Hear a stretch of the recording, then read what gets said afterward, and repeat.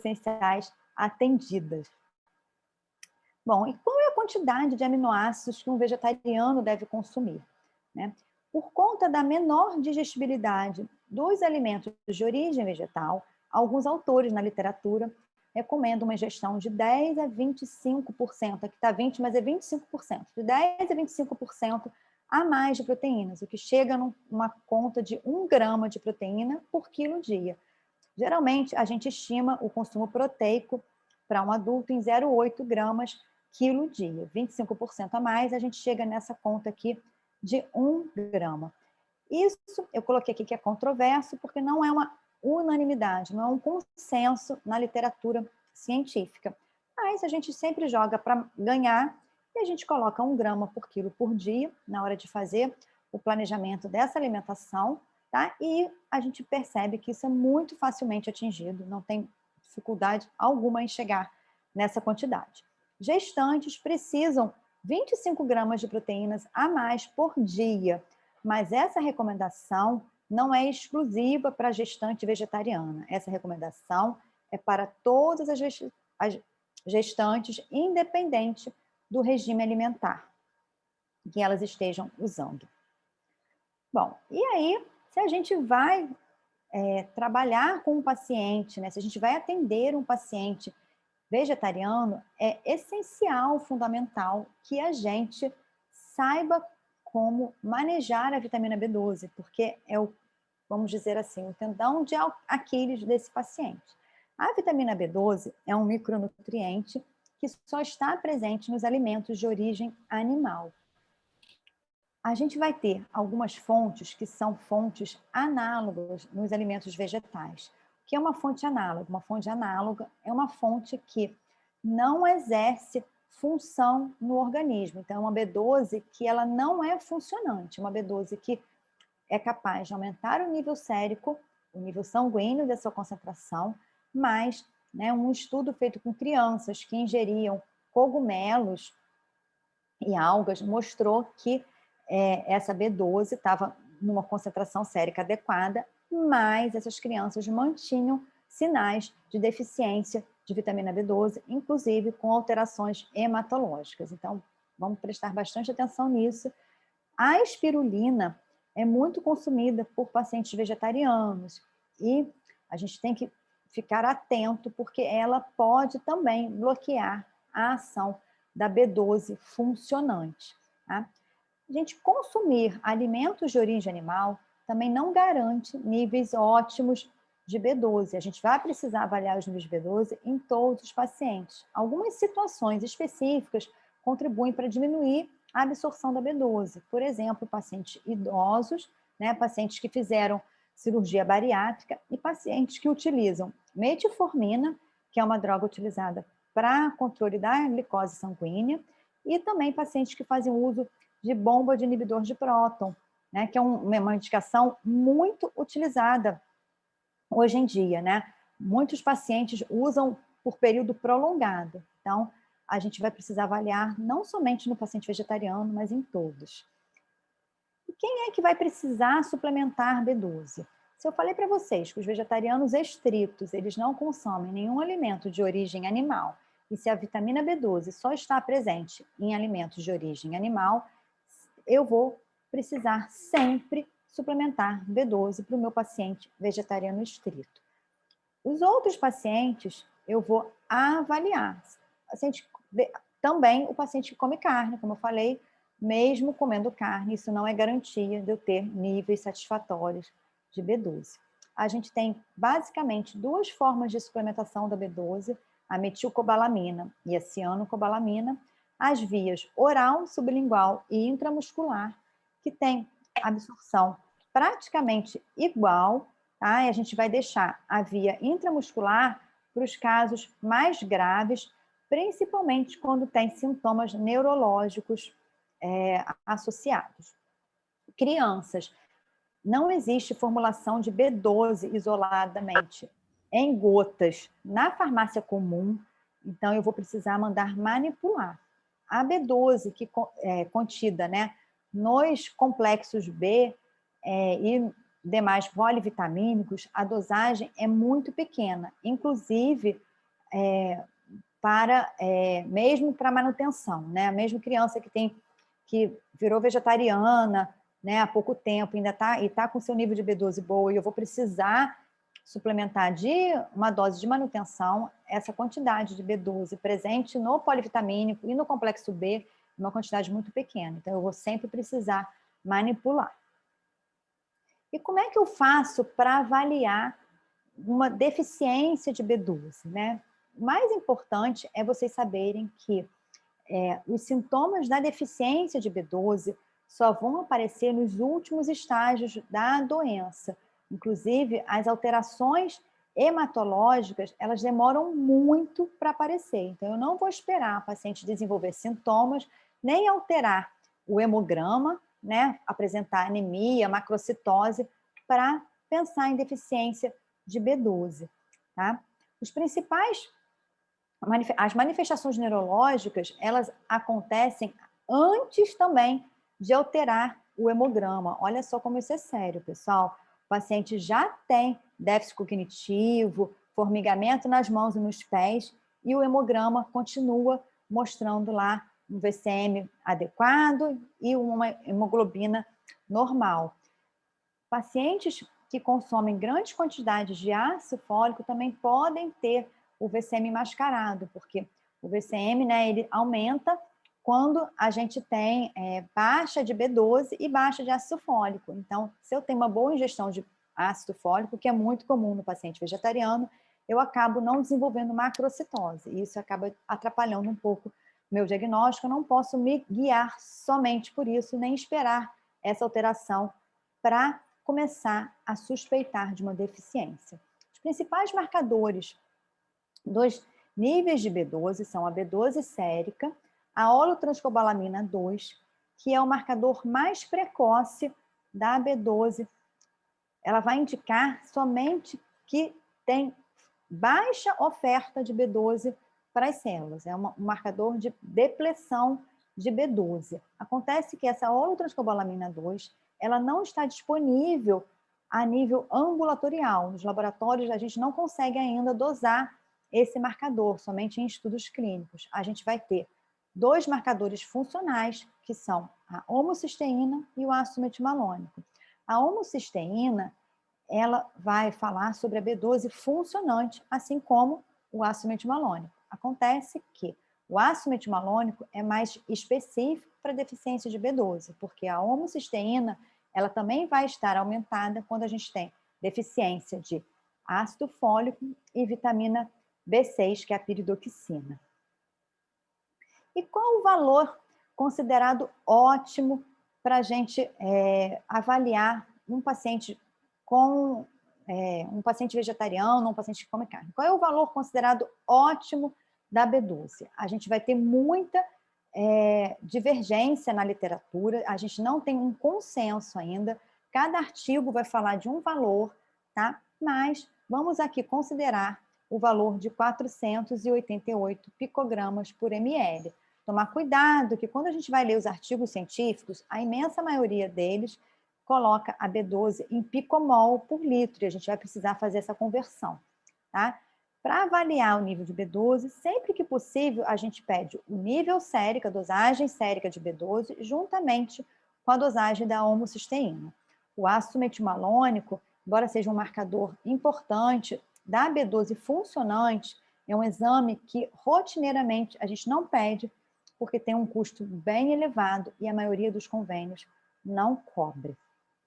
Bom, por que eu estou falando em 488 picogramas por ml? Da onde que eu tirei esse valor, né? Esse artigo aqui correlacionou os níveis de B12 sérica com os níveis de ácido metilmalônico. Lembra que eu falei que o ácido metilmalônico serve para avaliar a B12 ativa, a B12 que tem efeito no nosso organismo. E aí, para a gente ter um ácido metilmalônico, né, indicando uma boa eficiência da B12, esse ácido metilmalônico deve estar abaixo de 271. Olha aqui, tá? E para a gente ter um ácido metilmalônico nesse nível, eu vou precisar de uma B12, olha só, acima de 360 picomol por litro, que corresponde exatamente a 488 picogramas por ml. Esse artigo avaliou também, né, a relação do ácido metilmalônico com a homocisteína. E observem que, para valores normais de ácido metilmalônico, valores indicando que eu tenho B12 funcionante, olha aqui está o corte, eu vou precisar, olha, de uma homocisteína menor do que 8. Então, na prática clínica, eu vou dosar B12 sérica e homocisteína, e esse conjunto vai me dizer se eu tenho B12 funcionante e como que está o nível de B12 do meu paciente. Bom, e aí para mostrar para vocês, né, que não é garantia de nível satisfatório a ingestão de produtos de origem animal, eu trouxe esse artigo aqui, que avaliou a incidência de deficiência de vitamina B12 na população brasileira. Observem aqui, olha, vitamina B12, que quase 25%, 24,8%, tá, dos participantes desse estudo tinham B12 abaixo de 300. Bom, 300 picogramas por ml. Lembra que eu falei que o nível ótimo é abaixo de 488. Então, assim, se eu subir ainda mais esse corte, certamente eu vou aumentar esse percentual aqui. E esse outro artigo aqui ainda é mais alarmante, porque esse artigo avaliou deficiência de B12 em 460 crianças brasileiras entre 11 e 15 meses. E observem que 15% das crianças que participaram do estudo tinham B12 abaixo de 200. Então, se tiver algum pediatra aqui assistindo, não deixem de dosar a B12 quando vocês solicitarem um exame de sangue, tá bom? Se tiver algum nutri-pediatra também que atende criança, não deixem de fazer isso, tá? Porque é super importante esse exame. Bom, outro nutriente que causa muita polêmica na alimentação vegetariana é o ferro. Como eu vou suprir minhas necessidades nutricionais de ferro se eu não como carne? Pessoal, a anemia ferropriva é a carência nutricional mais comum no mundo e acomete 1/4 da população adulta mundial. Será que esses adultos estão vegetarianos? Será que virou todo mundo vegetariano? Na população infantil, tem um estudo já antigo, mas que mostra que 53% das crianças menores de 5 anos têm anemia. A gente vai ter duas formas de apresentação do ferro. O ferro M, que é o ferro que está presente somente nos alimentos de origem animal. É um ferro que tem uma melhor biodisponibilidade, mas é um ferro também considerado carcinogênico pela formação de compostos nitrogenados. Tá? O ferro M está associado principalmente a câncer de cólon e o ferro M também tem estudos mostrando que aumenta o risco de desenvolver diabetes tipo 2. E a gente tem o ferro não M, que é o ferro, 100% do ferro dos alimentos de origem vegetal. É um ferro que tem uma menor biodisponibilidade, mas, por outro lado, ele tem um efeito protetivo. O que isso significa, Fernanda? Isso significa que o ferro não M é autorregulado pelo nosso organismo. Ou seja, se eu tenho um alto estoque de ferro, que eu vou verificar através da dosagem da ferritina, então se eu tenho altos níveis de ferritina, eu vou ter uma menor absorção desse ferro não M. E se eu tenho um baixo estoque de ferro, se eu tenho baixos níveis de ferritina no sangue, eu vou absorver muito mais ferro não M. Essa autorregulação, lembrando, só acontece com o ferro não M, e é por isso que muitas vezes a gente pega valores de ferritina de 500, 600, às vezes até 1000, mesmo a pessoa não tendo doença, porque é lógico que numa hemocromatose os níveis de ferritina vão estar aumentados, mas a gente costuma ver pacientes com teores bem elevados de ferritina por excesso de consumo de carne vermelha. A carne, a gente vai ter ferro M e ferro não M. A carne não é formada 100% de ferro M não, tá bom, pessoal? Bom, e aí eu trouxe aqui para vocês algumas continhas para vocês fazerem, para botar todo mundo para pensar. A gente tem que o ferro M tem uma absorção de 25% e o ferro não M de 10%. Essa absorção cai para 18% numa dieta mista. Por que isso, Fernanda? Não entendi.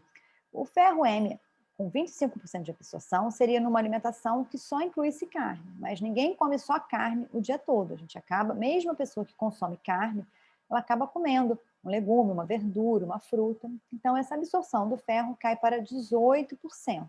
E na dieta vegetariana, a pessoa só come alimentos de origem vegetal mesmo, então essa absorção se mantém em 10%. O filé mignon, 100 gramas de filé mignon me fornecem 2,9 miligramas de ferro. 18% de 2,9 miligramas eu tenho 0,5 miligramas de ferro. O feijão carioca me fornece 8 miligramas de ferro cada 100 gramas. São absorvidos 10%, eu tenho 0,8 miligramas. Será que só a carne me fornece ferro, pessoal? Então, a gente precisa conhecer, a gente precisa estudar, tá? Para a gente não sair falando besteira. Esses dados todos foram tirados da tabela TAC, eu vou ter a referência aqui também para quem quiser se aprofundar. Bom, e aí, né, tem aquela máxima que fala assim, que a gente precisa comer carne para prevenção de anemia. Será que comer carne previne anemia? Bom, a recomendação de gestão diária de ferro, a RDA de ferro para um adulto é de 8 miligramas para o homem. 8 miligramas de ferro, pessoal, equivale a 1,6 kg de filé mignon por dia, né? Lembrando lá da conta anterior que 100 gramas de filé mignon fornece meio miligramas de ferro. Quem é que consegue comer tudo isso? Num tratamento de anemia, eu uso valores de 30 a 300 miligramas de ferro alimentar. 30 miligramas de ferro alimentar seriam seria o mesmo, né, que consumir 6 quilos de filé mignon por dia. E quem é que dá conta de consumir isso? Ninguém, né? Vegetarianos, a literatura, alguns autores sugerem que tenham uma gestão 80% maior por conta lá da menor biodisponibilidade. Mas lembra lá da continha que a gente fez. E isso daqui não é muito um consenso, tá? Mostrei para vocês lá por quê, né? Bom, e aí algumas considerações sobre o ferro, né? Embora tenha lá a questão da menor biodisponibilidade, os estudos mostram que a prevalência de anemia, a incidência de anemia nos pacientes, nas pessoas vegetarianas, né, não é maior do que nas pessoas que comem carne. Lembra lá que a Organização Mundial de Saúde estima de 25% a prevalência de anemia no mundo todo, tá? O que se observa nesses estudos, desculpa, é que os níveis de ferritina dos vegetarianos é um pouco mais baixo, mas ainda dentro dos valores da normalidade. Ou seja, tem uma menor ferritina, até mesmo porque sendo o consumo de ferro não é nesse ferro, ele é autorregulado pelo corpo. O ferro, ele é um mineral pró-oxidativo, então, quando em excesso, favorece, né, a oxidação do LDL. Altos níveis de ferritina estão relacionados a maior risco de diabetes e de síndrome metabólica. E o consumo de carne vermelha está associado a maior mortalidade e aumento do risco de desenvolver câncer de colo, doenças cardiovasculares e diabetes tipo 2. Mulheres, independente da dieta adotada, apresentam maior risco de desenvolver deficiência de ferro e anemia por conta das perdas menstruais. A gente perde, nós mulheres, perdemos sangue todo mês via menstruação. Cada ml de sangue corresponde a 0,4 a 0,5 miligramas de ferro. Então, é só fazer as contas e ver aí quanto de ferro que a mulher perde mensalmente pela menstruação. Para a gente avaliar os níveis de ferro, a gente precisa dosar a hemoglobina, a ferritina, a saturação da transferrina e a proteína C reativa ultrassensível para que a gente descarte inflamação, porque a ferritina é um marcador inflamatório também e às vezes ela está alta, mas o estoque de ferro está baixo. O ômega 3 é um ácido graxo essencial, né? Ácido alfa-linolênico. E a gente não vai ter fonte vegetal direta de DHA na alimentação vegetariana, né? Não existe fonte vegetal direta de DHA. Então, o paciente vegetariano, para obter o seu ômega 3, ele vai precisar ingerir fontes de ômega 3. E quais são essas fontes, Fernanda? A gente tem o óleo de linhaça, que fornece 53 gramas de ômega 3 por 100 gramas, tá? As sementes de linhaça e chia, tá? A gente tem aqui a RDI, né, que é a Recomendação de Ingestão Diária de ômega 3 para homens e mulheres, 1,6 gramas para homem, 1,1 grama para mulheres, lembrando que alguns autores também orientam que o consumo de ômega 3 por vegetariano seja 2 vezes esse valor. Isso também é uma controvérsia, é controverso, por quê? Porque essas RDIs, né, elas foram estipuladas na população americana, que é uma população que também não tem uma gestão muito boa de alimentos ricos em ômega 3. Então, será que realmente, né, o vegetariano precisa comer 2 vezes mais? Ainda que a gente vá seguir essa recomendação de 2 vezes a ingestão recomendada, olha aqui, gente, o óleo de linhaça, se eu ingerir 10 ml de óleo de linhaça todos os dias, eu ultrapasso bastante essa quantidade. Ou então, 2 colheres de chia, né? Que é aquela sementinha preta, eu posso colocar na salada, eu posso colocar num suco, tá? E eu já vou chegar nessa recomendação aqui. A gente tem que a transformação do ômega 3 em DHA é feito por uma enzima. E essa enzima, ela está imatura nas crianças pequenas. Então, até os 3 anos de idade, a gente recomenda que as crianças recebam uma suplementação de DHA de algas, tá? Botei a dose aqui, 100 miligramas por dia. Essa recomendação também é feita para gestantes e lactantes, tá? Que vão receber de 100 a 200 miligramas por dia.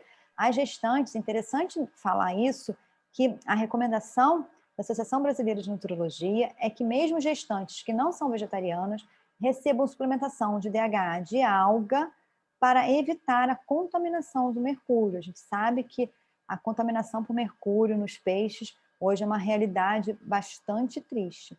Então, mesmo para gestante que não é vegetariana, está indicada a suplementação de DHA de algas. Bom, para a gente terminar, a vitamina D, né? Vamos parar de falar que o vegetariano tem maior risco de desenvolver deficiências de vitamina D, porque a maior fonte de vitamina D que existe é a exposição solar. E os alimentos, eles não fornecem nem 10% das nossas necessidades diárias. A gente tem 3 formas de suplementar a vitamina D. A vitamina D2, que é o ergocalciferol, de origem vegetal, tá? A partir de cogumelos irradiados. A vitamina D3, que é o colecalciferol, essa aqui mais comumente utilizada, é de origem animal. Essa vitamina D3 é obtida a partir da lanolina, que é a gordura do carneiro. Então, quando estiver atendendo um paciente vegetariano, principalmente se ele for vegano, a gente tem que tomar cuidado, perguntar se está tudo bem em usar essa vitamina. Essa é a vitamina mais comum no mercado. E agora a gente já tem também disponível no Brasil a vitamina D3 vegana, que ela é obtida a partir de algumas espécies de líquen, tá? E aí a gente vai dar preferência para usar essa vitamina D3 vegana nos veganos, tá bom? Nos vegetarianos também, porque a maioria deles vai preferir fazer essa suplementação. Bom, pessoal, para a gente concluir aqui a apresentação, eu trouxe só algumas reflexões. As necessidades nutricionais dos pacientes vegetarianos são exatamente as mesmas que os pacientes que consomem carne, com exceção para a vitamina B12, que só vai estar presente em alimentos de origem animal. A suplementação dos pacientes vegetarianos tem que seguir os mesmos critérios utilizados para os pacientes que consomem carne, exceto para B12. Lembrando que os pacientes que consomem carne também podem apresentar deficiência e necessitar suplementação.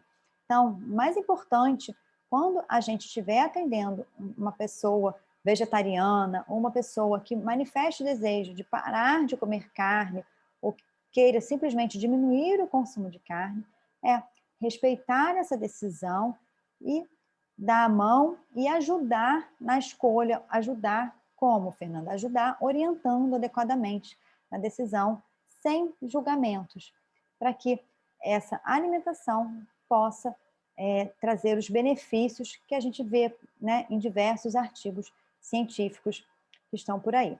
Eu trouxe aqui, para quem quiser estudar um pouquinho mais sobre os benefícios da alimentação vegetariana, quem quiser conhecer um pouquinho mais, alguns artigos, tá? Tem 2 artigos aqui que acabaram de sair, estão fresquinhos agora de 2021, tá?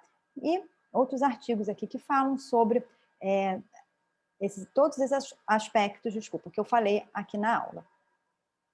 Bom, vou deixar aqui os meus contatos, tá? Meu Instagram, meu e-mail, eu tenho um site, tem um livrinho, Todo Bebê Nasce Vegetariano, tá? Que eu fiz para as mães vegetarianas terem uma orientação como fazer a introdução alimentar. E convido vocês também a conhecerem o site dos médicos vegetarianos, da nossa associação, Associação Brasileira dos Médicos Vegetarianos, abmv.org.br.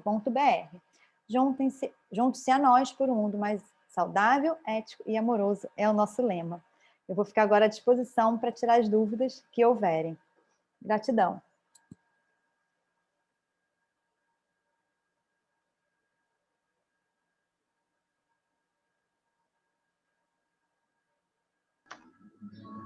Obrigada, doutora Fernanda.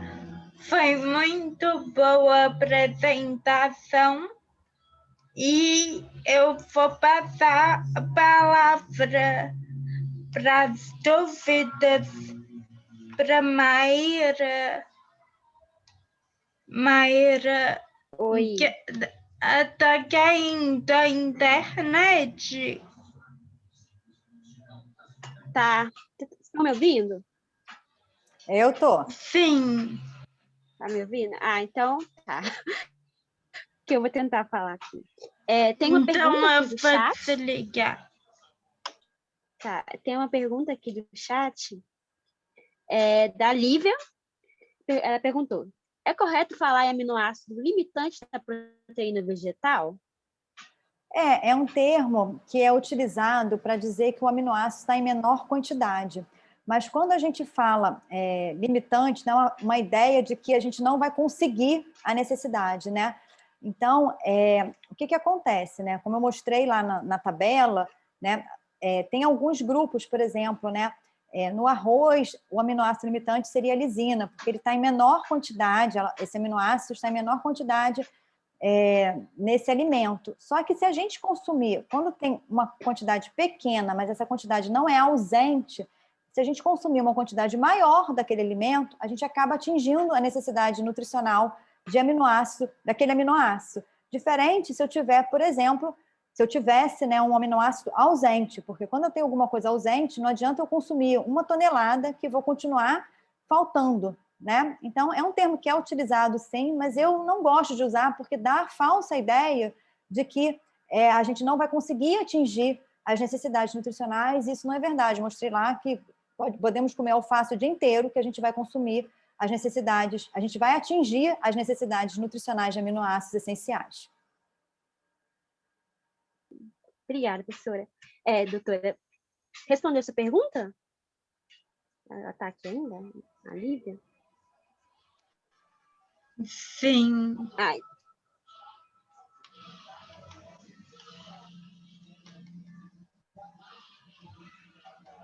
Sim. E tem uma outra dúvida que eu achei muito interessante. Eu posso falar, Maíra? Assim, pode? É mais caro ser vegetariano ou isso é um mito? Da Marina Sturge. Tá. Bom, Marina, esse é um mito mesmo, porque, assim, depende do que você vai comer, né?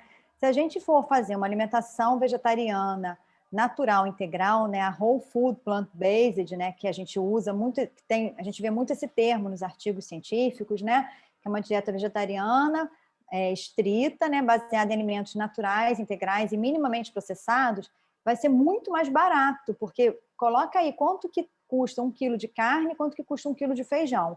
Quantas pessoas 1 quilo de feijão alimenta e quantas pessoas 1 quilo de carne alimenta.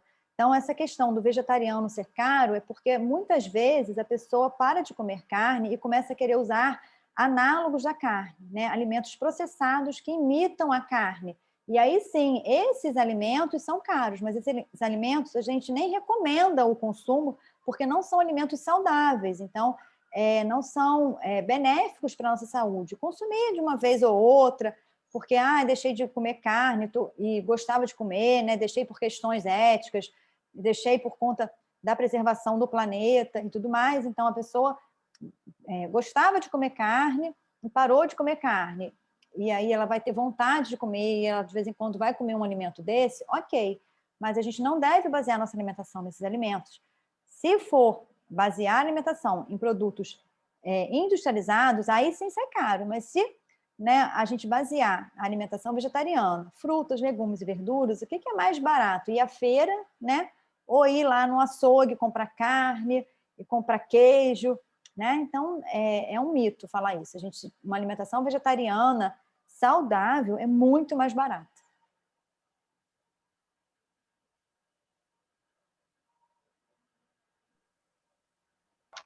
Perfeito, doutora. Deu para entender, obrigada. E tem uma dúvida da Lorena.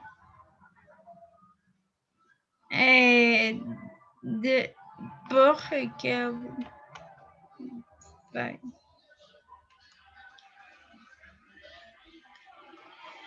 Aqui a Lorena Dias perguntou: devido ao alto custo dos exames e por nem todos os laboratórios realizarem esses exames, qual a estratégia para realizar a suplementação de forma correta? Bom, olha só, acho que acabei não deixando claro. Os exames que são caros, né, é o ácido metilmalônico, mas a gente não pede rotineiramente ácido metilmalônico. Para avaliar a B12, a gente vai dosar a B12 sérica, tá? E a homocisteína. São 2 exames que o plano de saúde cobre, né? E a B12, até no posto de saúde faz. A homocisteína, às vezes, eles não gostam muito de fazer, porque a homocisteína é muito utilizada por cardiologista para avaliar risco cardiovascular, tá? Mas aí, se eu tiver já só a B12 e eu tiver uma B12 acima lá de 500, né, vamos arredondar, eu já considero que essa B12 está funcionante. Tem uma pergunta aqui, eu acabei lendo aqui uma pergunta, eu vou já introduzir o assunto, porque tem a ver com isso, tá? Me perguntaram aqui, né, com relação à suplementação de espirulina, por que não é boa fonte? A espirulina é uma fonte análoga, é uma fonte corrinoide. O que é isso? É uma fonte que fornece B12, mas essa B12 não tem ação, é uma B12 que não funciona no organismo humano. Então, se eu dosar no sangue, essa B12 está alta, mas essa B12 não está exercendo ação, né? Isso foi visto em crianças que usavam, consumiam algas, né? Essas crianças tinham a B12 num nível adequado, mas estavam com anemia, tá? E aí foram investigar e acabaram vendo que essa alga, né, estava fornecendo uma B12 que não era funcionante. E isso acontece com a espirulina também e com os cogumelos. E, como eu falei na palestra, né, a espirulina ela ainda pode bloquear a ação da B12 ativa. Então, assim, essa espirulina, eu estou suplementando uma B12 e eu estou fazendo uso de espirulina, pode até acontecer também de eu precisar suplementar uma dose maior, porque eu vou ter parte da minha B12 suplementada sendo bloqueada a sua ação por causa do uso da espirulina, tá bom? Foi isso, espero ter respondido as duas aí.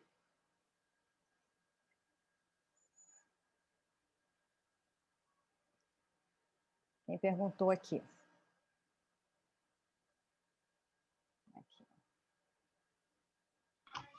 Ótimo, obrigada. Deixa eu ver se tem mais perguntas.